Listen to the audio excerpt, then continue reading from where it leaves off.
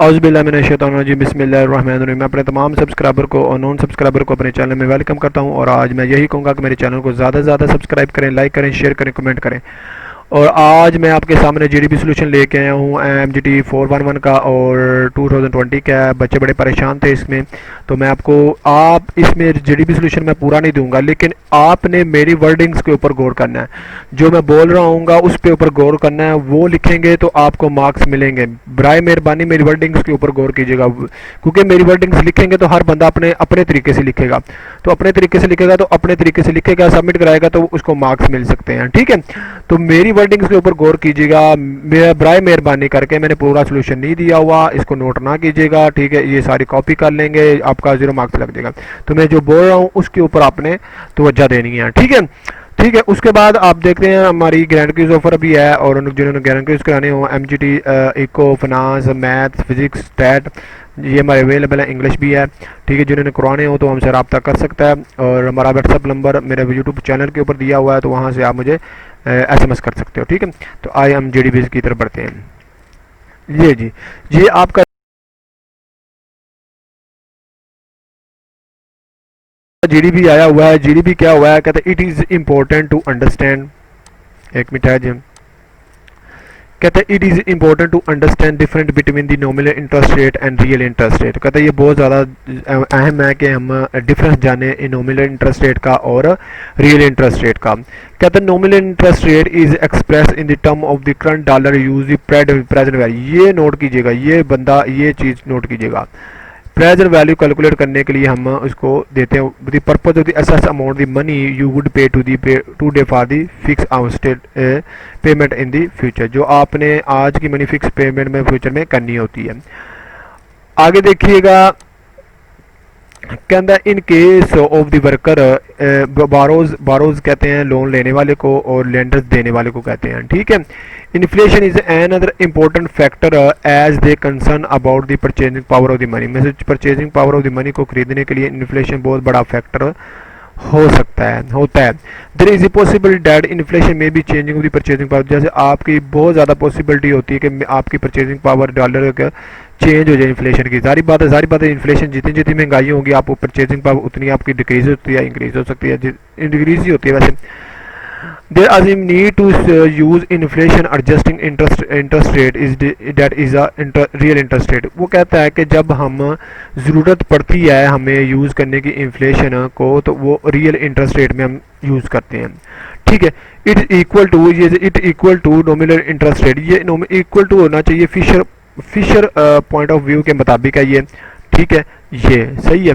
Minus inflation and aspects of the purchasing power. कहता है अगर हम इंटरेस्ट रेट माइनस का इन्फ्लेशन रेट माइनस कर देते हैं, वो परचेजिंग पावर के बराबर इक्वल होनी चाहिए रियल के। ठीक है, उसके सॉरी सही है।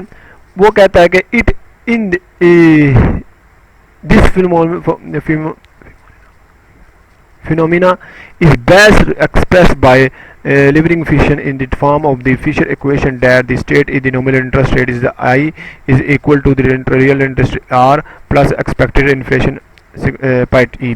ठीक है, अब देखिएगा इस कहता है keeping this mind answer the following question. अब इसको रख के आपने, ठीक है, उसके बाद आपने आंसर करने हैं। कहना if they are the equal changing of the paid back, अगर आपकी चेंजिंग इक्वल है, whether 8% nominal interest rate is more attractive to the lender or 5% interest rate 5% nominal interest rate, explain your answer.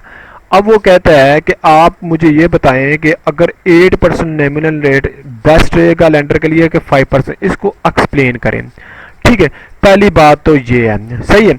दूसरी बात है कि also explain the content of the future equation, what compensation a borrower is given to the lender when he pays nominal interest rate.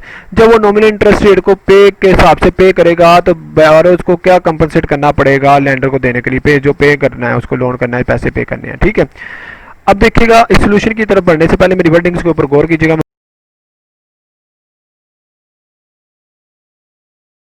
बता रहा हूँ part 1 solution है, उसने कहा 8 इज बेटर फॉर लेंडर। अब देखो इसको एक्सप्लेन करना है, दोनों को करना है ना, एक्सप्लेन करना है आपको। देखो कहता है कि लैंडर जो है 8% फॉर लैंडर के लिए बेस्ट है। अब देखो नॉमिनल इंटरेस्ट जो रेट होता है वो आपका होता है प्रेजेंट वैल्यू निकालने के लिए। अगर आप दोनों प्रेजेंट, फॉर एग्जांपल मैं कहता हूँ अज्यूम कर लो आपके फ्यूचर कैश फ्लो है 100 है, ठीक है, तो 101 प्लस आर आई निकाले 8% होगा, तो 8% जो होगा आपका, ठीक है, 8% जो होगा वो आपका इंटरेस्ट रेट होगा। अब इसके हिसाब से वैल्यू निकाले तो 108 आएगी, ठीक है, 5 के परसेंट से हिसाब से निकालेंगे तो 105 आएगी, ठीक है। तो इसका मतलब है कि 108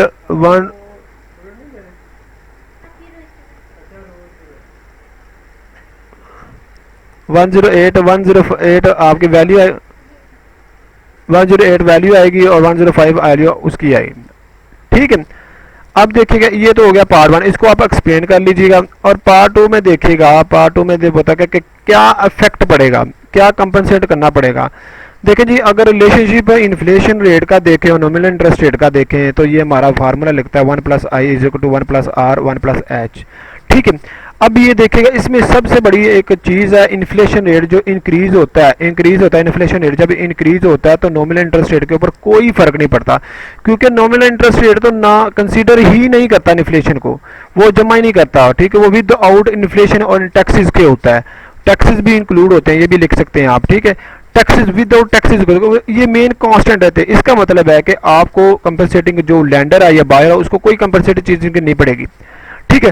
real interest rate will fail, और आपका रियल इंटरेस्ट रेट क्या हो जाता है, फेल हो जाता है, ठीक है। उसके बाद देखिएगा nominal interest rate are not always comparable, आप नॉमिनल इंटरेस्ट रेट को कंपेरेबल कर ही नहीं सकते आप, unless they include the same compounding period, अगर आप कंपाउंडिंग पीरियड आपका सेम है। इसका मतलब है कि आपका फिशर के मुताबिक अब ये भी कह सकते हैं कि आपका nominal interest rate real interest rate के बराबर होना चाहिए, अगर वो नॉमिनल में से इंटरेस्ट और इन्फ्लेशन लेस कर दे या टैक्सेस लेस कर दे, ठीक है। तो ये एक चीज़ है, मैं बार बार कह रहा हूँ मेरे अल्फाज के ऊपर गौर करना है और उसको आपने डिफाइन करना है, ठीक है। तो ये था आज का जीडीपी। मैं यही कहूँगा कि मेरे चैनल को ज़्यादा से ज़्यादा सब्सक्राइब करें, लाइक करें, शेयर करें और कमेंट करें। Thank you so much. अल्लाह हाफ़िज़।